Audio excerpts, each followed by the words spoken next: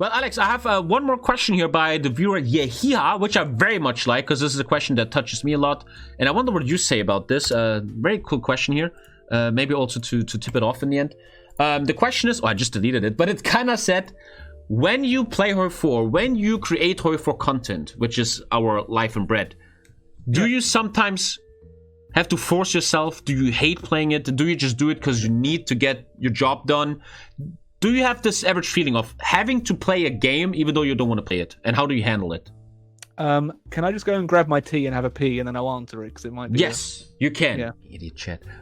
Do you sometimes have situations where you have to force yourself to play a certain game, in our example, HOI4, because you have to create content and get the numbers, even though you would love to play something else?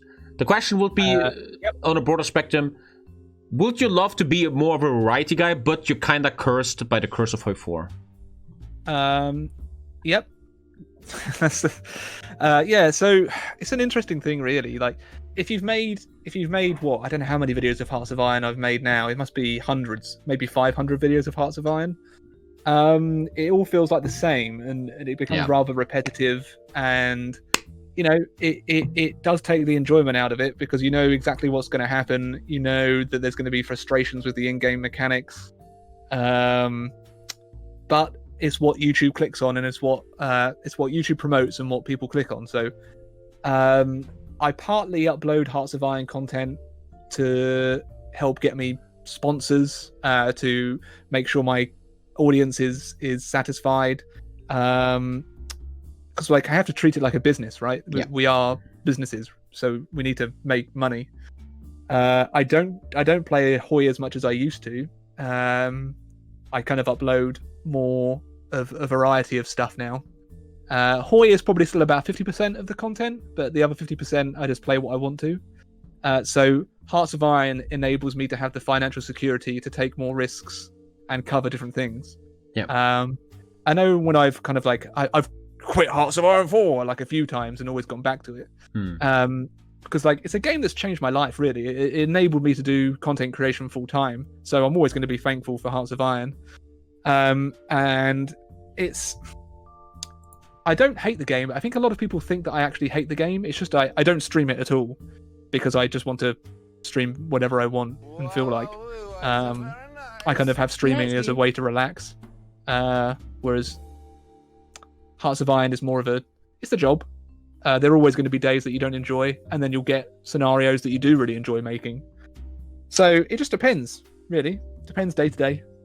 Yeah, it's also very important that the audience, the chat understands that these human beings you're watching, like Alex or me, that we've been spending so many hours on HOI4, and if one day we don't want to play it for a reason, then we have the right to do that, right? Because HOI4 is in our brains so much, and it has been for so long, and it can be, as Alex just said, very exhausting after a while.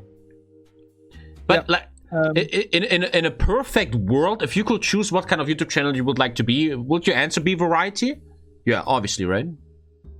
I would love to be able to go to various historical places across the world and kind of make funny, humorous, but still informative documentaries. Is there any plans to do that? Do you feel encouraged to do that, or do you feel like, it's not going to work? That's the financial viability of that isn't really there. Like, no, I don't think many people would watch it. I'd still like to make one day as an experiment, but it's also getting all of that equipment, like, you know, getting a decent camera and microphones and all of that kind of stuff, people to film it, having that kind of repertoire with like a co-host and stuff like that, getting permission from the different sites to be able to film on those. You know, it's a big thing to do.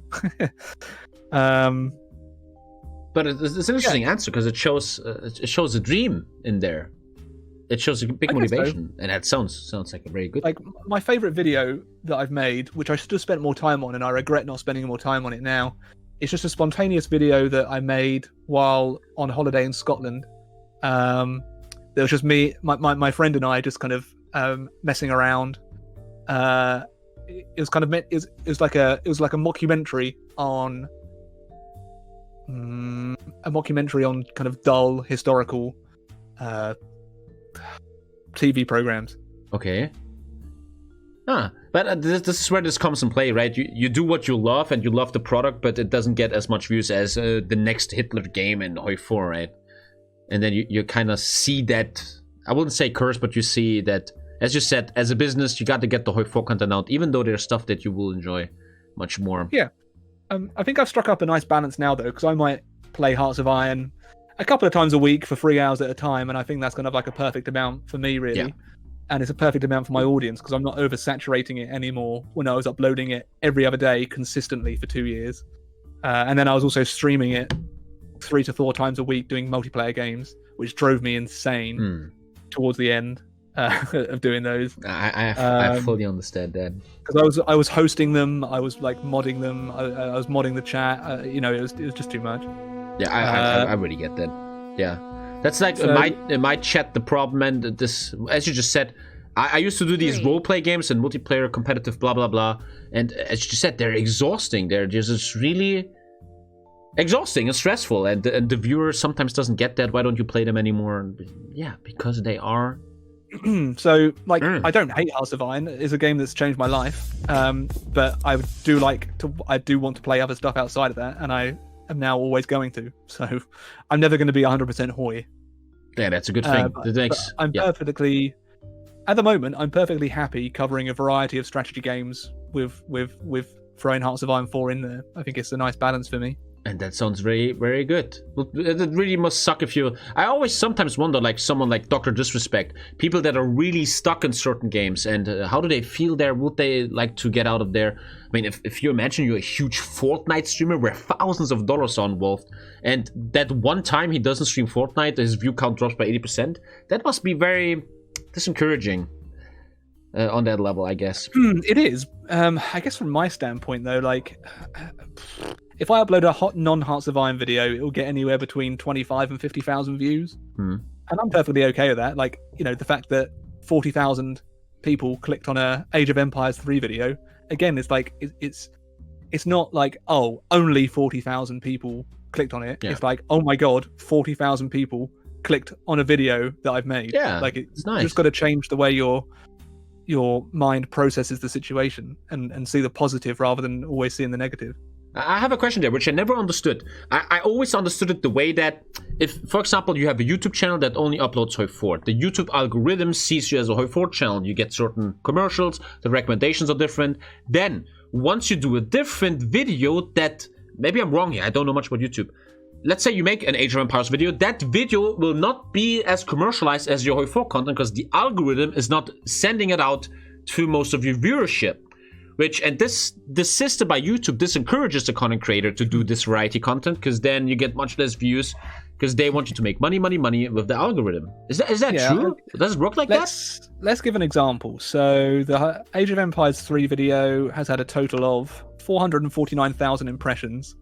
Then compared to a Hearts of Iron video that I released a day afterwards, has had 1.5 million. So impressions meaning 3 times the reach. What does impressions mean in this case? Impressions mean is like you'll see it in your YouTube feed. So like the people it reaches. Yeah. Yeah, that must be very disencouraging. But as you just said, we're fine with it now. It is what it is. Whatever. But it's like the YouTube system. Back in the day, it wasn't like that. If PewDiePie uploads a game and then a vlog, you see it in your feed. But nowadays, you don't see that anymore. YouTube likes to say that they are encouraging creators to upload what they want and have the freedom to upload what they want, but the reality is completely different. And also where they have like a ranking system, so it'll tell you how well your newest video is doing compared to the other previous 10. And if you're number 1 out of 10, it'll have fireworks going off, but if it's 10 out of 10, it'll say less people are clicking on this video. You need to do something about it. And they will have all red arrows pointing down. Man, whenever I listen to your stories or other YouTubers, it always is... I'm like always happy that I'm a streamer because YouTube seems so... A lot of stuff can go wrong on YouTube. With the demonetization and the claims and stuff. I mean, it's slowly coming to Twitch now, but I never envied you guys being YouTubers. I've had maybe 3 videos demonetized for hate speech. Because I remember, what was that story? You I did... don't know.